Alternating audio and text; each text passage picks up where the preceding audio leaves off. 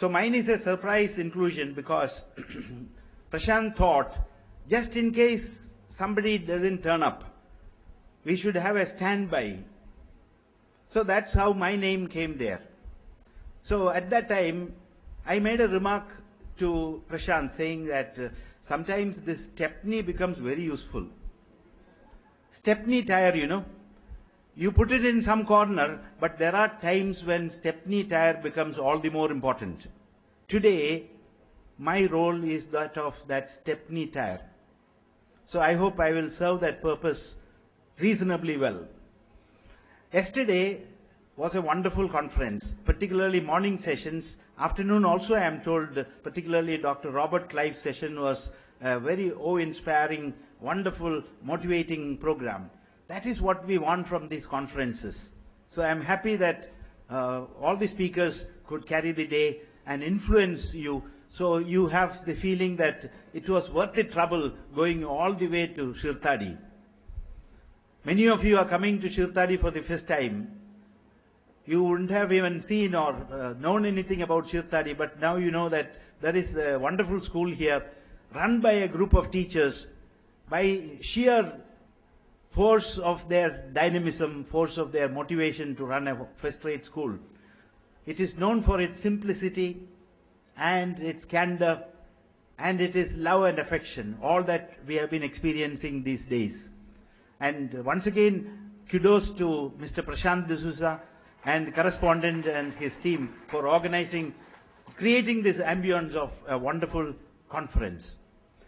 Now, yesterday, over the course of these different programs, talks that we have had, there were mentions of different types of leadership. So I want to first comment on this aspect, because most of you are principals or almost principals. Almost principals. You are on the cusp of change. Senior faculty means you are aspiring principals. Sooner or later you will wear the mantle of a principal. So I want to briefly touch upon leadership styles. There are three possible styles of leadership. In simple language, I'm not going into rhetoric, I'm not going into formal, the usual jargon that they use in educational technology. I'm just going to use simple words. One type of leaders, they enable other people to grow. They build people. They use the word, they grow people. Usually grow is an intransitive verb. We don't use it in a transitive sense. But in this context, we can say there are leaders who grows other people, leaders who build other people. That is one type of leaders. There is a second line of leaders, second type of leaders who sustain others, help others not only grow, but sustain that growth, remain on the path of progress, which also is a very significant kind of leadership. There is a third kind of leadership, which is not a very pleasant one, and that is a leadership that diminishes others. Leadership that diminishes others. I'm sure now you recall democratic leadership or shared leadership. You recall authoritative leadership and authoritarian leadership. You know, there also there is a difference. Authoritative leadership is acceptable in some contexts. You exercise your authority, but in a sensible, reasonable way. That is authoritative. But authoritarian is the last one. Authoritarian is despotic. It is the rule of a despot. It is being ruthless, merciless, harsh upon others. And we don't approve of it at all, I'm sure. Nobody wants an authoritarian, despotic rule anywhere. So if you want jargons, it is this. The equivalents are democratic shared leadership, that is on top. The leadership that builds or grows people. And second, you have authoritative leadership. It sustains others. It keeps others growing. It protects others. And the third one, which is certainly not acceptable, is that leadership which diminishes others. A leadership which thinks that I must emerge on top. And to do that, the easiest thing is to push down others. Push down others so that I will seem to be more important. You know, that is a highly selfish, highly egocentric kind of leadership. So this is the prelude that I want to, because there were mentions of this here and there, subtle references to different styles of leadership. Now under AICS, what have we achieved these 11 years?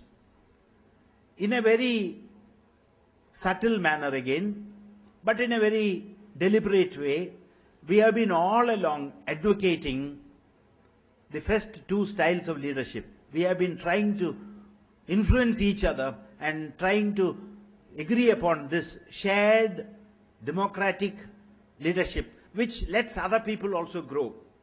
What's the idea of our having to bring two senior faculty to this conference?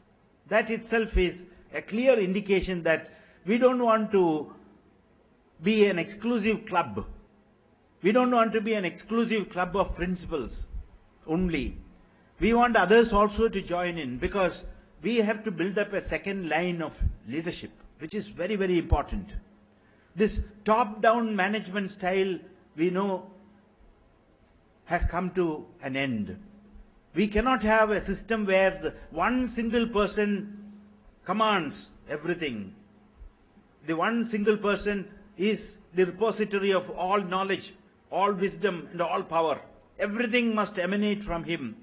There was mention of that here yesterday, so I don't want to repeat. You know, that is not only ineffective, that is ruinous. That kills the initiative of so many people. And it also affects the growth of the institution, where it is some one person and it is top-down management, where every bit of command comes from one single source. We live at a time when teamwork, shared leadership, supremely important. And in the educational context, shared leadership is important because, like Mr. Mathew KG said, principal is not a noun, it is an adjective. It's a noun also, but in this we have to take it as an adjective because it means principal leader. We say principal is the first among the equals, first among the equals. So if you take it in that sense, we understand this clearly well. So this is the point that I would like to make, that we in our schools as an organization, as AICS as an organization, these 11 years we have been trying to influence the style of leadership that we must have in our schools. Now 11 years are over. Where are we heading to? We know very clearly that we need to refine, we need to reform, we need to rediscover, we need to move with the changing times. We have a big challenge in front of us. So many things we realize when we get together. When we started this organization, we thought, let's not work as islands here and there. Let's not even look at each other as rivals.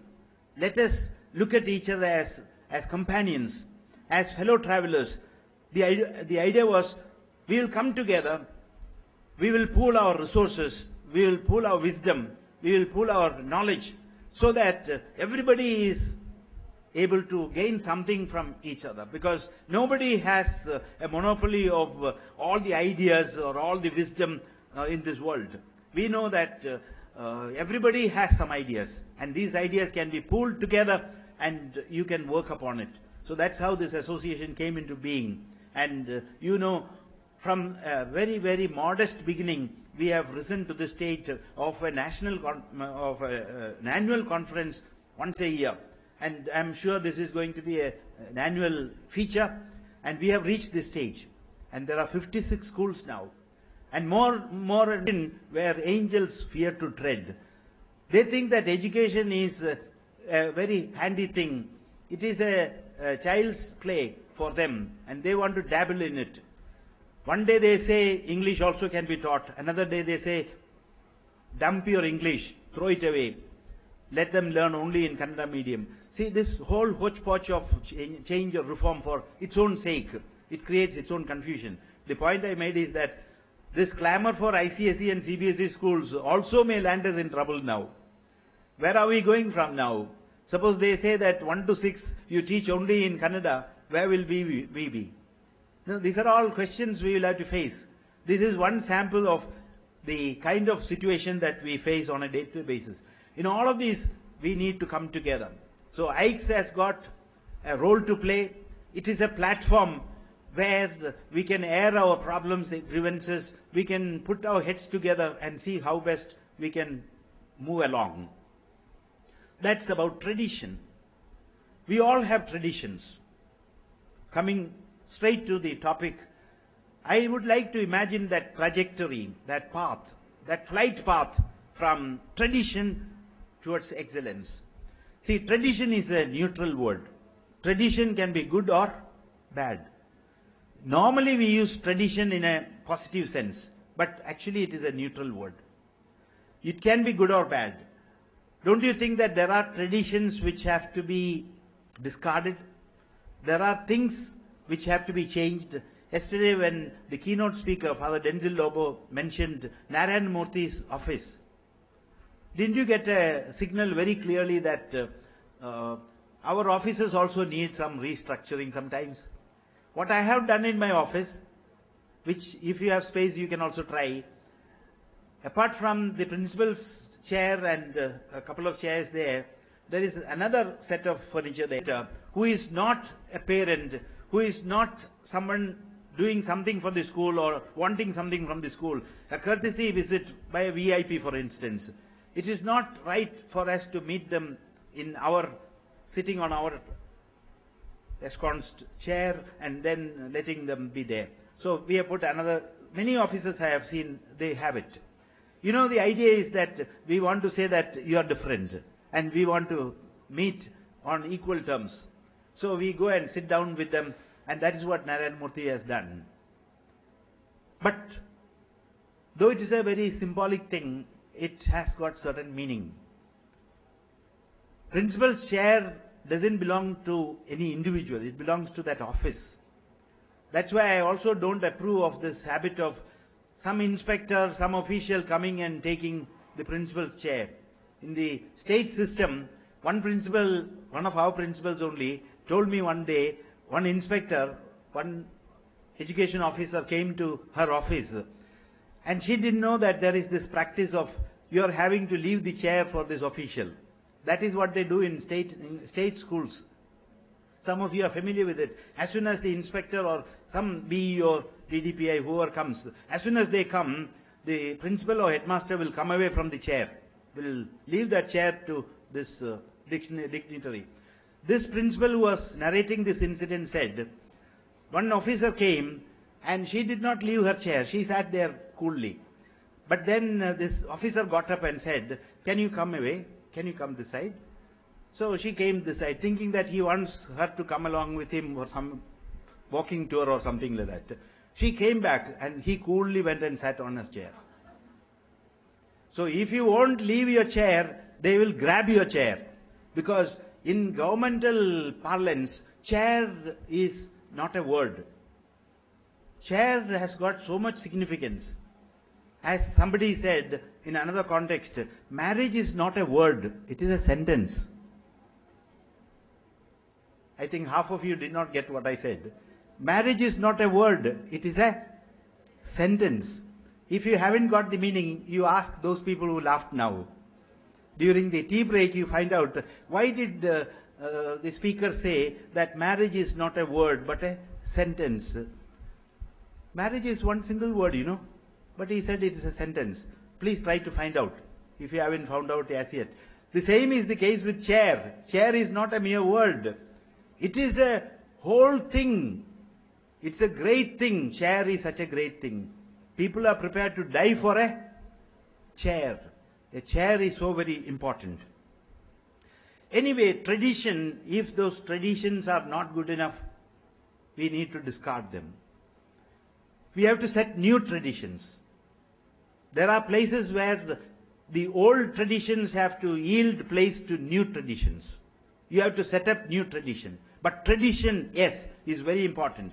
A school or any institution has to have good traditions. Do you know that when students come into your school, they come knowing very well your traditions. Half the battle is won there. They know what is approved in your school and what is not approved in your school. They come prepared with all of them. I used to tell teachers also, do you know that when students come and sit in your class first time, they come after a thorough study of everything about you.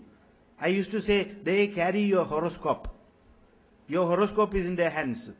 They come with thorough knowledge of the teacher. So that is true of us as institutions also. So we have to move from tradition. We cannot fall back on tradition all the time. We have to move ahead. We have to move forward. How do we move forward? Otherwise we will stagnate. See, tradition has this problem. If your institution is a 100-year-old institution, you have a tradition, no doubt about it. But you bang on the tradition too much, that will yield only complacency, and complacency leads to stagnation.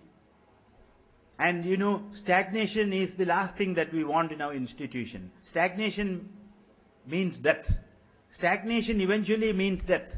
So we need to have a dynamic system where tradition is the basis, it's the foundation, but we try to move ahead. And that is the path towards excellence. And in this, I want to pinpoint a few steps in this road to excellence. It starts with the personal, our personal expression. As principals, what is our expression? Principalship, if I have to define it, principalship is an opportunity to express yourself. Principalship is expressing yourself. If you do not have the freedom to express yourself, you are not a principal. Mention is repeatedly made about schools where the managements play a role which is not meant to be, a role which is not supposed to be. There were hints by every speaker here about managements. What should be the management's role? Some of you may even represent the management. We don't mean any harm, but I would like to say that we don't want either extreme. We don't want a management which is omnipresent. A management which sits in the school from day one to day end. No. A management should not be omnipresent. Then what is the principal for? The primacy of the principal has to be appreciated and respected first by the management, then by all other people. If the management doesn't think that the principal is an important person, principal is number one. Primacy of the principal has to be safeguarded, must be respected. Then only other things will follow. But if you have a dual authority, there is a management also coming in a day-to-day basis, then that principal become a lame duck principal. That is of no use. I have written an article, and that has appeared in my book, Soliloquies of a Principal. There I have mentioned, and it has come in the Deccan Herald also. Management versus principals. It is written with a genuine need, a genuine feeling that schools should not be left to the mercy of people who are egocentric, people who are power conscious, or something like that. The school is a very serious business. It cannot be left in that manner. That is why it is said so. So, principalship is an opportunity for us to express ourselves. And the principal is the prime mover. He or she should be the prime mover in the institution. He or she should not be a mere signing machine. Like the speaker said yesterday, not a titular head. Principal must be number one in the school, and he or she must have the last word. Of course, in a democratic shared leadership, you will discuss with other people at various points of time. You understand the sensibilities of all stakeholders, students, parents, teachers, non-teaching staff, public, community. You understand everybody. A sensible principal will keep his fingers on the pulse of all these stakeholders. So your decisions are not random decisions. They are not haphazard decisions. They are decisions based on hardcore experience. That has to be respected. Then only that principal can function effectively. Otherwise, that principal will, on a daily basis, that principal will face humiliation and problems. And he will never be able to perform at his best. So, Omnipresence is not good enough. Then there was a mention that there are absentee managements. Managements which do not come into the picture at all. They are not at all seen. And when there is trouble, the poor principal will have to hold the fort. I have seen schools facing this problem also. When there is a real difficulty, the management is amorphous. The management is not seen. Who is management? Nobody knows. That is another extreme. We want via media, we want something in between. I used to always say that management must be like God. God must come when there is a problem, when there is a need. We pray and God comes to our rescue. So a management should neither be omnipresent nor be omni-absent. Both these are wrong. Management should be solidly behind us, but without being seen. Like God himself. Unseen, invisible, but always there. Always be with us. That is a real personal expression of the principle. Here I want to also make an observation that we are private schools and we are unaided schools. We should not keep on comparing our salaries and our benefits, our leave with those in the government service. If you do that, you will never be happy. Don't keep on checking what is the present KV teacher's salary, KV principal salary. KV means Kendriya Vidyalaya, central government scales. Please don't worry about it. If you are in this school and you know what this school is capable of paying you, you stay here only if you are happy to accept that term, accept those conditions. Because schools have their own problems, their own compulsions. They cannot pay central government scales of pay and allow every lady teacher 6 months of maternity leave. Imagine a young school having half a dozen or 2 dozen lady teachers and they getting pregnant without your notice, without any indication to you, and then they all apply for 6 months of leave and you have to find a substitute. Who is going to pay for the substitute? And the substitute also turns pregnant sometimes. What do you do? So you cannot compare your situation, a private unaided school situation, with that of a government. Now they are saying 8 months. And husbands also should be given leave. Because they also have a role to play, both before and after. So they also must be given some leave. So husbands also must be given leave. See, government can say all these things because they are paying the taxpayers' money. We don't grudge any of these things if they deliver goods. If they do things properly, it is okay. So what I want to tell you is that we must tell our teachers that the satisfaction that we get from our job, the professional satisfaction we derive from our job as principals or as teachers, does not come from the terms and conditions of the job. They are called hygienic factors. In fact, my study for my master's was job satisfaction of teachers.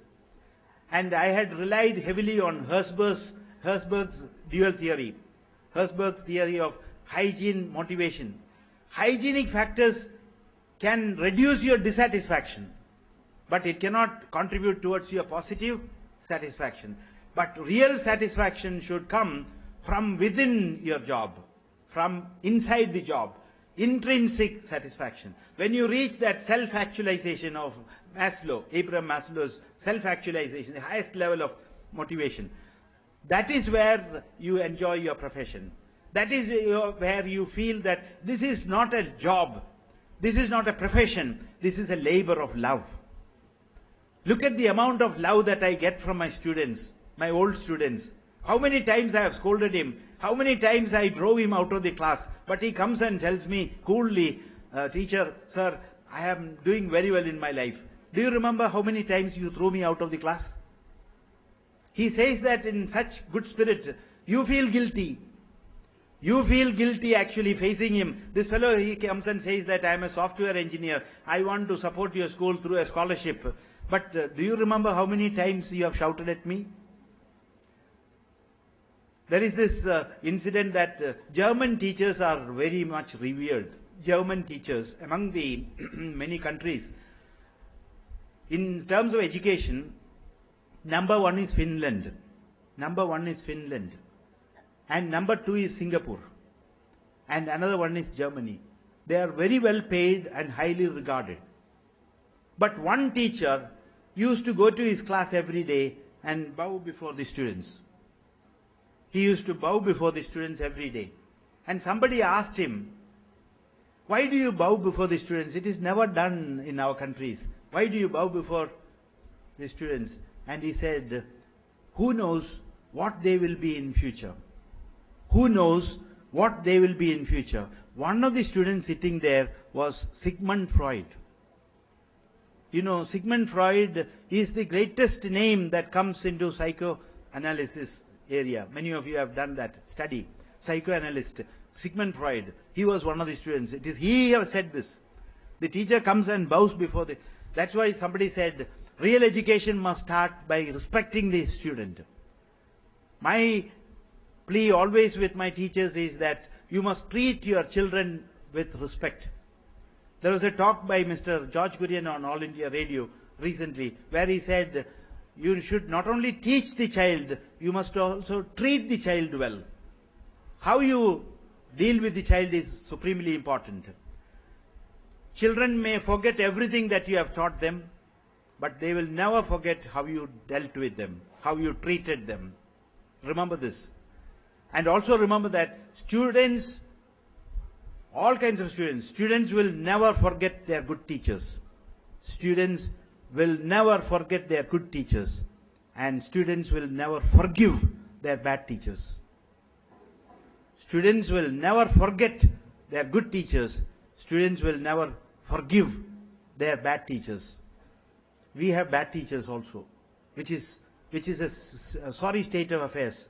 That's why we say good teachers are costly, but bad teachers cost more. Good teachers are costly, but bad teachers cost more. Talbot said this. And this is the reason why I say that once again. Somehow we must make our children, our students, our teachers understand that terms and conditions can give us only temporary relief. Permanent satisfaction, long-term satisfaction, real happiness, not pleasure, real happiness should come from within the job.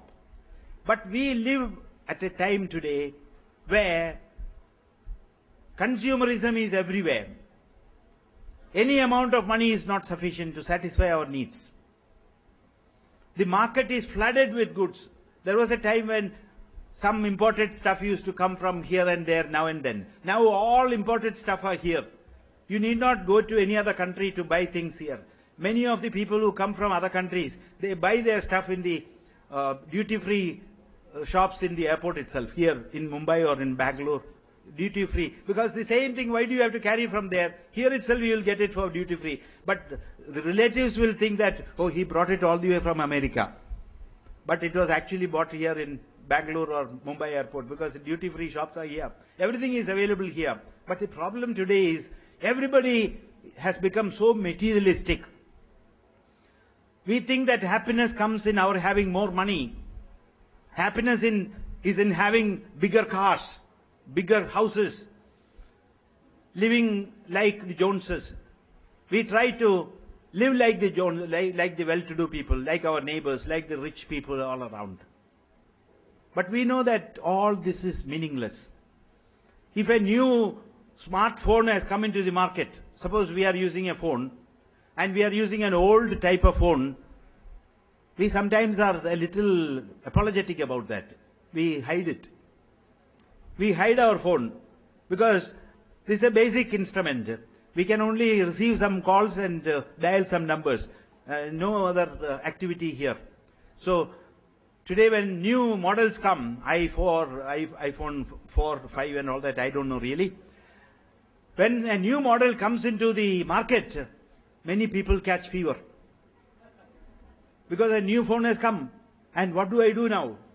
And your children also will say, Mummy, throw away your phone. Why do you carry? Because even if you don't care, look at our dignity. Our dignity is involved when you carry such instruments in your hand. If you want, I will borrow some money from somewhere and give it to you. But buy a good phone. Every moment, and our phone manufacturers, they know this weakness of ours. They go on updating their versions. Newer and newer versions come. whether it is phones or cars, anything, newer and newer versions come and they hook you into this. But if you go after material comforts as teachers, we should understand one thing. We should be a cut above the rest. We should not be like ordinary people who clamor after all of these material things. You may ask a basic question, how do we live in this world? See, don't we have enough to live in this world? We can only have one dinner, one lunch, one breakfast. I don't think anybody here is sitting here having 2 or 3 breakfasts and 2 or 3 lunches and 2 or 3 dinners. We all have basic minimum. Like Gandhiji said, we have enough for our needs, satisfy our needs, but maybe we don't have enough to satisfy our greed. So we must strike a balance somewhere. Understand that salaries, terms and conditions are not ultimately going to lead us anywhere. We need to find satisfaction in the job. In the job. When an old student meets us somewhere on the way, recently when I was in Bangalore airport, I went to the check-in counter and one girl shot up. And she said, "Good morning, sir. I am your student." She was in the counter there. So this, I'm sure many of you have experienced this everywhere, wherever you go. Old students. Yesterday, Jocelyn Lobo came here. He was my old student long, long ago. So we come across old students, and whether they are in a much higher position than you are, they will still hold you in high regard. When you meet your primary school teacher, if they are still alive, if you meet your primary teacher, even today, you feel small in front of them, don't you? You may be now a principal. Maybe they have that feeling that, oh, I am very proud that my student has become a principal. They have that. See, parents and teachers are the only people who are not jealous when their children go to higher and higher places. Don't you say that, see, we have produced so many IAS people, we have produced so many captains and majors and all that. We take pride in that. That is our riches. That is our treasure. That's where our real happiness comes. Let us make a distinction between pleasure and happiness. Pleasure comes when you buy a new car. Pleasure comes when you buy that new model telephone. How many days will you hold it like a precious thing in your hand? You don't want it to fall down, but it will fall down. The more care you take, the more times it is going to fall down on the. But nowadays these phones are okay because they don't usually get damaged. At least my phone I can guarantee because it has fallen down from a. Then my children gave me a cover. See, it is slipping from your hand because it is so sleek and so slimy. I'll give you a cover. So I carried with that cover. So after some time, that cover also didn't look so very real. I threw it away. Now I am holding it. And if it is carpeted like Mr. Prashant's school, it is safe. But everywhere it is not carpeted. So the point is that if you go after all these material things, you will never get anywhere. Then you need to strike a new posture. You do something different, something new. Do you want to do something new? There will be resistance. Resistance is a part and parcel of change. You want to introduce any reform in your school? Be ready for resistance. Anything good is produced only where there is resistance. Look at this podium. This podium has reached this stage after a lot of resistance. It was lying in some forest. Somebody gave this example. It was lying in some forest. It was a tree. It was cut down. It became a log of wood and it went into some sawmill. From there somebody bought it and it went to the carpentry. They saw the whole thing and put it into sizes. And then a carpenter worked on it. There also there was resistance. And after all the resistance, he put it together, assembled it, because he had in his mind a podium. Such a podium as it was designed on paper by the principal of the school. So he prepares one. Finally, he gives it a good polish and gives good shape to it. And you get a beautiful podium.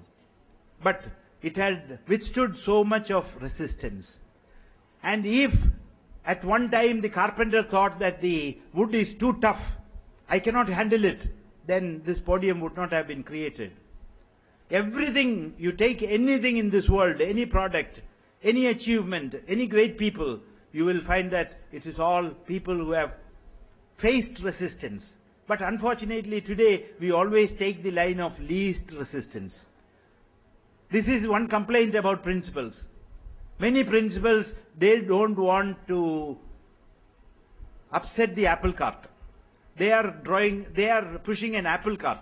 You know, when you push an apple cart, apple is arranged in such a way that slightest shake, all the apples will fall down.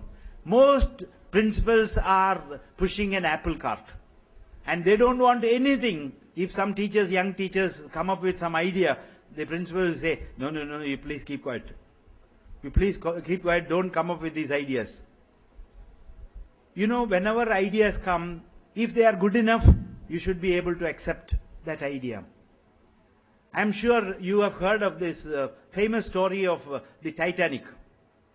The Titanic sank, but that happened 100 years ago. But still earlier, some 4 centuries ago, 1628, I remember the date correctly. It was in Sweden, Stockholm, Sweden. The king of Sweden, the founder's son, his name was Vasa. He wanted to build, history students must have heard about this, that great warship Vasa. And the king said, I want to build a warship which should be the envy of the world, the best warship. And he engaged a great architect. And the king was so much interested that he used to go there occasionally to the shipyard in order to see how it is being built. He went and told this very experienced veteran architect, your plan is all very good, but one small thing I want you to add. That is, I want you to build one top deck there, on top of the ship, a top deck. Whenever I want to go out, I must sit there, watch the whole place. Everybody should see me, and I want therefore a top deck. That architect with his experience knew that it was a stupid idea. This ship will not be seaworthy if such a huge deck is built and center of gravity and issues like that, and it is risky. But you know what the architect said? Yes, sir, it's a good idea. It's a good idea. But he had told himself, it's a silly idea, I will not do it. And the shipbuilding went on a couple of times. King came and said, what about the top deck? Yes, sir, he said. But he never built.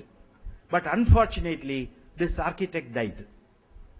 This architect died even before the ship was completed. A young architect came and took his place. And King Vasa went to the young architect and said, now I have some ideas. He didn't tell about the previous one. He said, I have one idea. You have done it very well. Our previous architect has done it very well. I want you to do one thing. I want you to build a top deck like this. And the young architect, who was very eager to please the king, said, yes, sir, by all means. I also think that that's a wonderful idea.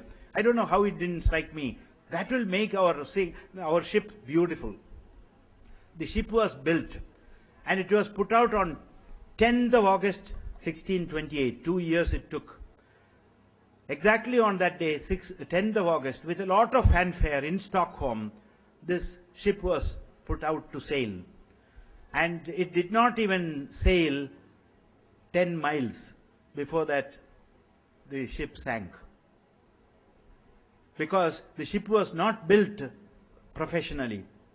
It was built to satisfy the needs of somebody. This is also what happens if you dance to the tune of your management. Blame will be put on you. Now who is to take the blame? Young architect. Do you think that the king will be blamed? The king is nowhere in the picture. Everybody blamed the young architect. They said that old architect, he was a brilliant fellow and he built this, and this fellow came and built that upper deck, and that's how this very, very expensive, it was a very, very expensive ship, and it took so many years. It took 333 years for them to get back the ship from the sea. Now it is in the Stockholm Museum. Vasa is in the Stockholm Museum as a museum piece, because I don't know why they decided to do that. It is a monumental blunder. It is a monument of the king's blunder, and it is kept there in the museum. And who is to be blamed now? We know that the king was responsible for this. The idea came from the king. But who did it? The architect. Remember, you are the architect. You are not the king. The king will escape. I'll tell you, the king will escape. You are the architect. Principal is the architect. You will face the music. If something goes wrong, many principals would have experienced this. When things go wrong, when things get too hot, everybody takes to his heels and only you will be able to face the music. So please understand that that is the working of our institutions. Next comes an interpersonal situation. In this, we should know that our job is to touch lives. A good principal is one whose antenna is intact. A good principal is one who has got antenna intact. A third eye. You should have a third eye. With your antenna, even sitting in your chamber, you should be able to sense things. Don't depend on spies. Don't depend on teachers or anybody who comes with stories. Discourage it thoroughly. You should say, if anybody comes with any story, unless it is an emergency situation. If it's an emergency situation, it's different. That is not in a way carrying rumors. If somebody comes and informs you, that is okay, because he takes ownership. But if somebody is carrying tales to you, you must tell them, please do not come to tell me tales. I will find out things for myself. I have got enough sense to find out things. I don't want. And we have a second command. We have a second line of leadership. If anything goes wrong, they will come and dutifully, officially they will report to me. I don't want behind the scenes this sort of thing. Tale bearers are very, very dangerous. And every institution will have some. Every institution will have some. And their main hobby is this. Their main hobby is perhaps carrying tales. Such people should never be encouraged, and they are dangerous. So when it comes to interpersonal relations, the principal should be able to sense things, should know that our business is to touch lives. And you should also be one who believes that every teacher is important and everything is in the hands of the teachers. Please never let down your teachers. Your school is only as good as your teachers. No school can rise above the level of its teachers. They are the backbone of your school, and build them up. Trust them. And you know, they have a magical touch about them. I am sure those who have studied psychology, they know about Pygmalion effect. Pygmalion effect is a teacher expectation effect.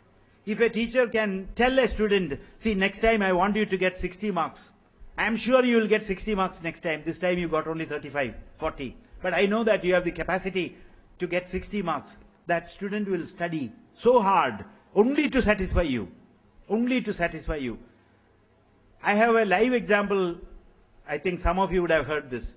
When our teachers enrolled for their MS in psychology and psychotherapy and counseling, one of the teachers did the assignment so well, I just told her, if you really work hard, you can get a rank. After 2.5 years, when the results came, she really got the first rank in the university. And when she was being felicitated, she said, actually the credit for this rank should go to the principal. There are only a few things I remember, positive things which people said about me. This is one. Very few, very few. One teacher on retirement said, not retirement, after several years service, she was going away. She was going to US. Then she said during the farewell, I will tell you something. I'll tell you something sincerely. Our principal has a heart of gold. I have written it down. Because these sort of things will not, these are gems, it will not come. It rarely comes, whether she meant it or not, but she said she meant it. I don't think you believe it either. But anyway, occasionally you will get that kind of gems, and please do not throw it away. Very, very rarely. So in this case also, she said the credit must go to the principal, because I said that you can get a rank. Then she said, if the principal thinks that I have the capacity to get a rank, I worked really hard.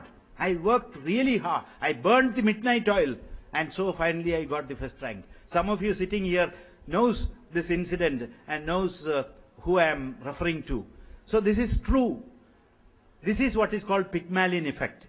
Pygmalion effect it is called. I have mentioned this on earlier seminars also. Pygmalion. It is from mythology, because Pygmalion was a sculptor. He created that sculpture, created the image of a beautiful lady, and then he fell in love with that lady. That is the sad thing. He fell in love with that lady and prayed to all the gods, please give me a wife as good looking as this Galatia. He had by then decided name also, Galatia. Please give me a wife as good as Galatia. All the gods heard his prayers, but only goddess Aphrodite felt pity on him and came down to the earth and said, why another lady like her? I will give her life only. So she breathed life into Galatia, and Galatia became that beautiful wife of Pygmalion, and they married and lived happily ever after. That is the story in mythology. These things don't happen these days. So Pygmalion effect in psychology means teacher expectation effect. The truth of imagination. You imagine something, it comes true. You expect something, it comes true. Then, my time is almost up. Then you must remember, every one of your school should know what your X factor is. What is your X factor? If somebody asks you this question, what is your X factor? Your X factor means, what is your uniqueness? What is your USP? Do you have an answer? You should have an answer. Every school should have a distinct identity. You know, products and others, you have that word USP. Unique selling proposition, or unique selling point, if you want a simpler word. USP means, what is the USP of this company? What is the USP of your school? That is the X factor. Every school should have an X factor. Is it extracurricular activities? Is it teacher empowerment? Is it student excellence? Is it general knowledge? Is it IT? Is it science and research? You should have one area. Is it cultural activities? Is it Yakshagana? Or is it Bharatanatyam? It could be anything. That should be your specialization. When I went to attend a conference in Germany, we were taken to a school, and they said, every school is known for one speciality, and government gives additional grants to encourage that speciality. The school where we were taken was a music school. Not otherwise a music school, but music is their strong point. And all the children are proficient in either some instrument or the other, or some singing or the other, some form of music or the other.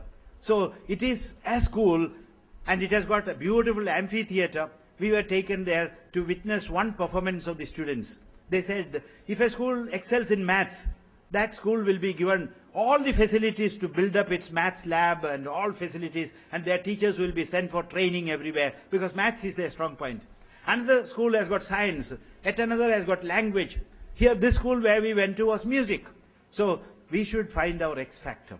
Do we have an X factor? If we don't have, we must invent it. The next one is our integrity, our organizational integrity. In AICS, we have been time and again saying that our schools should follow certain ethics. We should not be profit-oriented institutions. Please understand one thing, the government of India gives us income tax exemption. As principals, you should know that you are not paying tax. You are not paying income tax for the income that you generate. And that income tax exemption is given because you are a charitable institution. And as a charitable institution, not for profit is the definition for a charitable institution. Not for profit. It is very unfortunate that education has become a business today. And they bring a bad name to all of us. But I know AICS schools, large number of them, or vast majority of AICS schools, are run by institutions or managements which do not have a profit motive in their mind. But many of them, which are promoted by entrepreneurs, industrialists and so on, they want to put in some money and they want to reap profit out of it. I'll tell you one thing. If profit is the motive of an institution, that institution is stunted for life. It will not grow. Because when profit is in your mind, you will not do what you should do. You will not do what you should be doing, because it is like giving your own money. But this is a charitable organization. We are exempted from income tax, and every pie that is generated should be plowed back into the institution. That is the principle.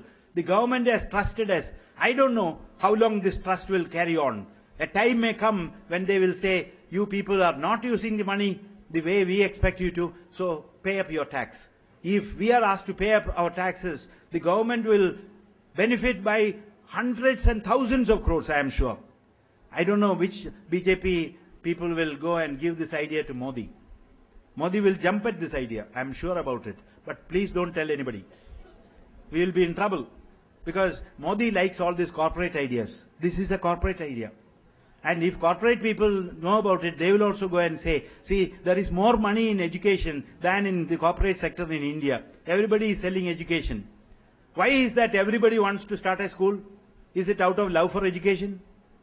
Many people ask me, see, you have got so much land, why don't you start an engineering college or a medical college? I used to say, see, that is not our cup of tea. I don't know anything about engineering, I don't know about medicine. This is the only thing I know, so this is the only thing I do. Because nothing else I know. Anyway, because of time factor. So, ethics and mutual respect and tolerance. This must start at individual level. It must be there between institutions. We are an organization of 56 schools. We must respect each other. We should never let down our neighboring institutions. We should never say anything bad about another institution. Some parents cleverly will come and say, see, I want an admission for my child. My child is studying in that school. That school is no good. Don't ever encourage that. If anybody comes to say that, nobody dares come and say that to me. If they come and say, I will say that all schools are good enough. I do not know anything about a school. Whatever be the nature of the school, children who study well will study well. Maybe some marginal differences. Some influences will be there. So never ever let down another institution. And always promote integrity in your institution. Be an example yourself. Integrity. Principals deal with finances, I know. If you are dealing with finances, I am sure many people would have come and met you and said, sir, do you want a receipt? Do you want a receipt? Do you know what is the meaning? No. Tax. Do you want a receipt means, I can give you this product without a receipt. But if you insist on a receipt, you will pay more because interest will be added. And we as education institutions should follow this example. We should know that we are bound to pay tax. Wherever taxes are payable, we must pay. But we should not pay taxes where we are not supposed to pay taxes.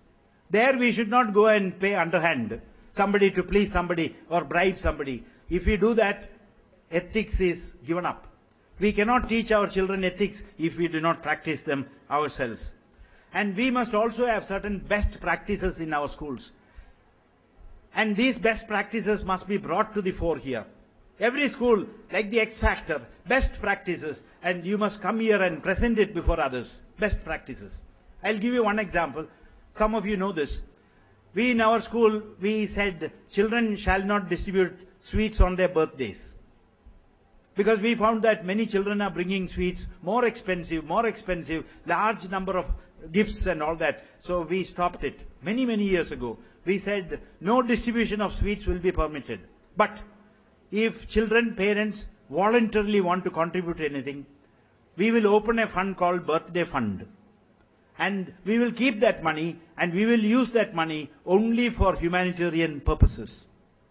To help somebody in medical emergency, medical help, people who run orphanages, old age homes, mentally retarded homes and such other institutions.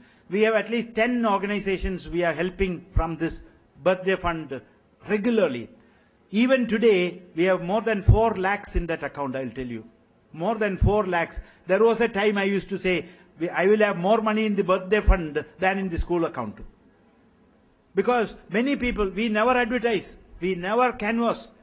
Children, parents knowingly bring the money on their birthdays. All what they get is a letter signed by the principal wishing the child happy birthday. But that is signed by the principal. And my signature may not be important for me, but it is very important for a child. A child keeps it at home as a great possession. They want it every year. There is one child at least who is started contributing 3,000 rupees when he was in KG. Now he is in class 8. Yes, 8 or so. Now this time his contribution has come to 12,000. Because every year, depending on his age, now he's 12 years, so this time the check was for 12,000 rupees. I can even tell you the father's name, Dr. P.V. Bandari. He has only one son. But one son many people may have. Many of you have one son, one daughter only. How much money are you giving? This giving also we must encourage in our children. The habit of giving. We know the habit of taking, but we must also have this habit of giving to others. So I don't want to take any longer, but I want to conclude with one or two statements. If you are good, goodness has a way of coming back. Goodness will never go waste. If you are a kind-hearted principal, people will recognize you. You may be strict otherwise. No problem at all. For good reasons, you must be very strict. Yesterday when I met Father Denzel, I told him about Father L.F. Raskino, who was my principal at that time. He was very strict, but he was absolutely to the dot, absolutely pure, absolutely right about what he was doing. He was very stingy about giving leave, but he practiced it himself in his life. When his father died, he went to his house in the morning. He saw the dead body, came to the school, came to the college, conducted the admission, and went back in the evening for the funeral. You may say that is taking things too far. Anyway, maybe that only a priest can do it. In olden times, a priest or a nun, by virtue of their vow, they had to be cut off from family. It was expected of them. Today it might look a little outlandish, unnatural, but it was true. Let there be truth, sweetness and cheerfulness everywhere. Let there be positive energies in your school. Don't create negative energies. If you are a principal, don't be on a short fuse all the time. I know there are some principals who are on a short fuse. I hope you understand what I mean. They are walking pressure cookers. Don't be a walking pressure cooker. Because when you act in that manner, it spreads all over the school. Be sweet-natured. The entire school will be sweet-natured. Flood your campus with goodness and compassion. What goes round comes round. Please remember this. What goes round comes round. And I started with an anecdote. I started with a reference to the ship built in Sweden. Let me end with a ship analogy only. You are like the captain of the ship. Every principal is like the captain of the ship. You know, there is a proverb, the captain goes down with the ship. The captain goes down with the ship. The captain goes down with the ship. You understand what it means? If the ship is sinking, the captain will make every effort to save everyone in the ship, and he will be the last. Sometimes he will die in the process. As captains of ship, as principals, our teachers, our staff should know that they are safe in your hands. Can you stand up for them for good reasons? Can you stand up for them because you are the captain of the ship? If something goes wrong, please don't jump out of the ship. Please don't run away from the ship. Only rats will do that. Rats will always abandon a sinking ship. But you, as a responsible captain of the ship, you must go down with the ship. That is the measure of your leadership. And let every one of us here be an unfailing captain. Thank you very much.